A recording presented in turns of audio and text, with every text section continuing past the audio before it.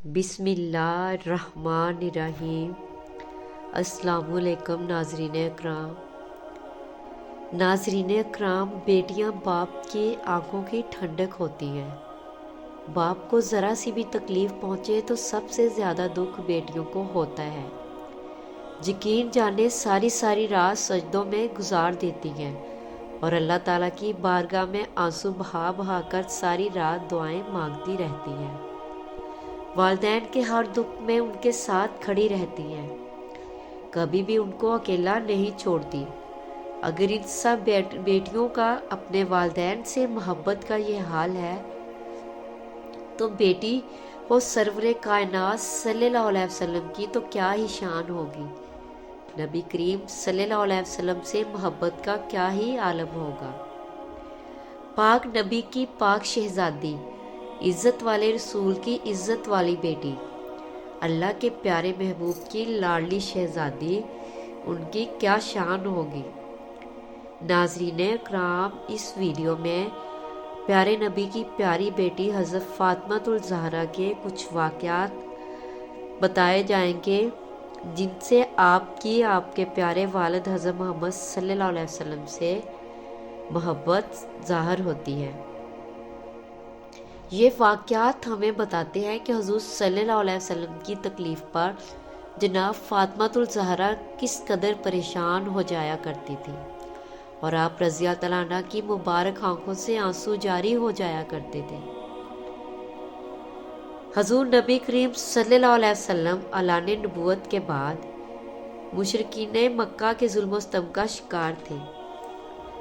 مشرکین مکہ کے ظلم و ستم میں روز بروز اضافہ ہوتا جا رہا تھا۔ حضرت سیدہ فاطمہ رضی اللہ تعالیٰ عنہ جب مشرکین مکہ کو آپ صلی اللہ علیہ وسلم کو اذیت پہنچاتا دیکھتی تو پریشان ہو جاتی تھی اور آنسو بہانے لگتی تھی۔ حضور نبی کریم صلی اللہ علیہ وسلم اس موقع پر اپنی پیاری بیٹی کو دلاسا دیتے اور فرماتے، میری بیٹی تم فکر مند نہ ہو، اللہ عز و جل کبھی بھی تمہارے باپ کو تنہا نہیں چھوڑے گا۔ حضرت عبداللہ بن عباس رضی اللہ تعالیٰ عنہ بیان کرتے ہیں کہ ایک دن حضرت سیدہ فاطمہ الزہرا روتی ہوئی حضور نبی کریم کے پاس تشریف لائیں۔ آپ صلی اللہ علیہ وسلم نے شفقت سے پوچھا، میری بیٹی تم کیوں روتی ہو؟ حضرت سیدہ فاطمہ نے عرض کیا، ابا جان میں کیوں نہ روؤں؟ مشرکین قریش کا ایک گروہ حجر اسود کے پاس لات و عزا و منات کی قسمیں کھا رہا ہے کہ وہ آپ صلی اللہ علیہ وسلم کو دیکھتے ہی شہید کر دیں گے، اور ان میں کوئی بھی ایسا نہیں ہے جس نے آپ صلی اللہ علیہ وسلم کے مقدس خون سے اپنا حصہ پہچانا نہ ہو۔ حضور نبی کریم نے فرمایا، میری بچی تم میرے پاس وضو کا برتن لاؤ۔ پھر آپ صلی اللہ علیہ وسلم نے وضو فرمایا اور مسجد میں تشریف لے گئے۔ جب مشرکین نے آپ صلی اللہ علیہ وسلم کو دیکھا تو پکارے یہ رہے۔ پھر ان مشرکین کے سر جھک کے اور ان کی ٹھوڑیاں ساخت ہو گئیں اور اپنی آنکھوں کو اٹھا نہ سکے۔ آپ صلی اللہ علیہ وسلم نے ایک مٹھی میں خاک لے کر ان پر ماری اور فرمایا، چہرے بگڑ گئے۔ پھر جس شخص کو اس میں سے کوئی کنکری لگی وہ بدر کے دن حالت کفر میں قتل ہوا۔ دوسرا واقعہ کچھ اس طرح ہے کہ حضور نبی کریم صلی اللہ علیہ وسلم نے جب اعلان نبوت کیا تو مشرکین مکہ آپ صلی اللہ علیہ وسلم کی جان کے دشمن ہو گئے اور وہ آپ صلی اللہ علیہ وسلم کو اذیت پہنچانے کا کوئی موقع ہاتھ سے نہ جانے دیتے تھے اور ہر وقت آپ صلی اللہ علیہ وسلم کو نقصان پہنچانے کی کوشش کرتے رہتے تھے۔ چنانچہ حضرت عبداللہ بن مسعود رضی اللہ تعالیٰ عنہ بیان کرتے ہیں کہ ایک مرتبہ حضور نبی کریم صلی اللہ علیہ وسلم حرم کعبہ میں نماز پڑھ رہے تھے۔ دوران نماز ابو جہل نے کہا، کوئی ہے جو فلاں قبیلے کے ذبح کیے ہوئے اونٹ کا گوبر، خون اور بچہ دانی لا کر آپ صلی اللہ علیہ وسلم کے کندھوں پر حالت سجدہ میں رکھ دے۔ پھر وہ گلیس چیزیں لا کر آپ صلی اللہ علیہ وسلم سجدہ میں گئے تو ان کفار نے آپ صلی اللہ علیہ وسلم کے مبارک کندھوں کے درمیان رکھ دی۔ قربان جاؤں آقا کے صبر پر آپ صلی اللہ علیہ وسلم نے ان کے بوجھ کی وجہ سے کافی دیر تک سجدے میں رہے اور اس دوران مشرکین ہنستے رہے اور اللہ تعالیٰ کی لعنت ہو ان لوگوں پر۔ اب قدرت خدا بھی دیکھیے کہ نہ تو آپ صلی اللہ علیہ وسلم کے چچا ہی اس دنیا میں موجود تھے جو وہاں جا کر ان مشرکین کو کرارا جواب دیتے، اور خدیجہ رضی اللہ تعالیٰ عنہا بھی وفات پا چکی تھی۔ اب کسی نے محبوب خدا کے گھر کے دروازے کی طرف منہ کر کے کہا، محبوب کے گھر والوں، کسی نے محبوب کے سر اقدس پر اوجڑی رکھ دی ہے۔ محبوب سر مبارک اٹھاتے ہیں تو تکلیف محسوس کرتے ہیں۔ حضرت سیدنا فاطمہ کو خبر ہوئی تو آپ رضی اللہ تعالیٰ عنہ جو کہ اس وقت کم سن تھی تشریف لائیں اور ان مشرکین کو برا بلا کہتے ہوئے اپنے بابا کے مبارک کندھوں سے غلاظت اپنے ہاتھوں سے ہٹانے لگی۔ تیسرا واقعہ ہے کہ حضرت ابو سلمہ رضی اللہ تعالیٰ عنہ سے مروی ہے، رسول اللہ صلی اللہ علیہ وسلم ایک مرتبہ غزوہ سے واپس لوٹے۔ آپ صلی اللہ علیہ وسلم مسجد میں تشریف لے گئے اور 2 رکعت نماز پڑھی۔ آپ صلی اللہ علیہ وسلم کو یہ بات زیادہ پسند تھی کہ جب بھی سفر سے واپس لوٹتے تو مسجد میں 2 رکعت نماز ادا فرماتے۔ اس کے بعد اپنی پیاری شہزادی حضرت سیدہ فاطمہ رضی اللہ عنہا کے پاس جاتے اور پھر ازواج مطہرات میں ان کے ہاں تشریف لے جاتے تھے۔ آپ رضی اللہ تعالیٰ عنہ کے شوہر حضرت علی کرم اللہ وجہ الکریم فرماتے ہیں کہ حضور نبی کریم کے آنے کی خوشی میں سیدہ فاطمہ رضی اللہ تعالیٰ عنہ گھر کی صفائی کر رہی ہیں، گھر کو سجا رہی ہیں۔ استقبال کے لیے دروازے پر آئیں۔ آپ رضی اللہ تعالیٰ عنہ بہت خوش تھی، لیکن جیسے ہی اپنے بابا کا مبارک چہرہ دیکھتی ہیں تو چومنا شروع کر دیتی ہیں اور رونے لگ جاتی ہیں۔ سیدہ فاطمہ رضی اللہ تعالیٰ عنہ کا چہرہ مبارک آنسوؤں سے بھر جاتا ہے۔ سیدہ فاطمہ رضی اللہ تعالیٰ عنہ کی مبارک آنکھوں میں آنسو دیکھ کر رسول اللہ صلی اللہ علیہ وسلم نے دریافت کیا، فاطمہ بیٹی کیوں روتی ہو؟ حضرت سیدہ فاطمہ رضی اللہ تعالیٰ عنہ نے عرض کیا، بابا آپ کے چہرہ مبارک پر مشقت کے آثار ہیں، آپ کا وجود ڈھکا ہوا ہے اور کپڑے پھٹ چکے ہیں، انہیں دیکھ کر مجھے رونا آ گیا ہے۔ میں نے ساری زندگی آپ کو مشقت کرتے دیکھا ہے۔ میرے پیارے بابا یہ تو بتائیں کام کب تک کرنا ہے؟ کوئی وقت آئے گا بھی کہ آپ بھی آرام کریں گے، کوئی وقت آئے گا بھی کہ آپ بھی گھر میں بیٹھے اپنی من پسند غذائیں کھائیں گے، کب تک یہ جدوجہد کرنی ہے؟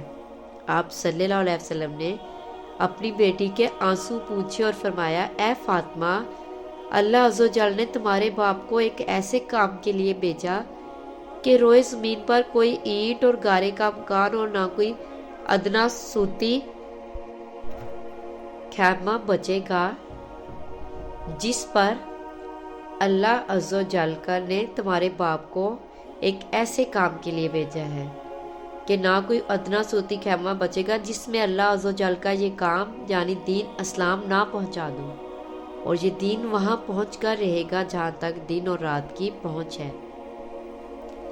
واقعہ نمبر 4، غزوہ احد کے موقع پر حضور نبی کریم صلی اللہ علیہ وسلم جب زخمی ہوئے اور یہ افواہ پھیل گئی کہ آپ صلی اللہ علیہ وسلم کو شہید کر دیا گیا تو حضرت سیدہ فاطمہ رضی اللہ تعالیٰ عنہ کو بہت صدمہ ہوا، غم سے نڈھال میدان جنگ میں پہنچی، اور جب آپ صلی اللہ علیہ وسلم کو دیکھا تو حواس بحال ہوئے، اور حضرت سیدہ فاطمہ رضی اللہ تعالیٰ عنہ نے آپ صلی اللہ علیہ وسلم کا خون آلود چہرہ صاف کرنا شروع کیا۔ حضرت سیدہ فاطمہ رضی اللہ تعالیٰ عنہ کے اس کردار کے متعلق حضرت سہیل بن سعد رضی اللہ تعالیٰ عنہ فرماتے ہیں، حضور نبی کریم صلی اللہ علیہ وسلم کے دانت مبارک غزوہ احد میں شہید ہو گئے، اور آپ صلی اللہ علیہ وسلم کے سر مبارک میں کڑیاں پیوست ہو گئیں اور خون جاری ہو گیا جو رکنے کا نام نہ لیتا تھا۔ اس موقع پر حضرت سیدہ فاطمہ آئیں، انہوں نے آپ صلی اللہ علیہ وسلم کے چہرہ مبارک سے خون صاف کیا، اور حضرت علی مرتضیٰ اللہ تعالیٰ عنہ پانی ڈالتے تھے۔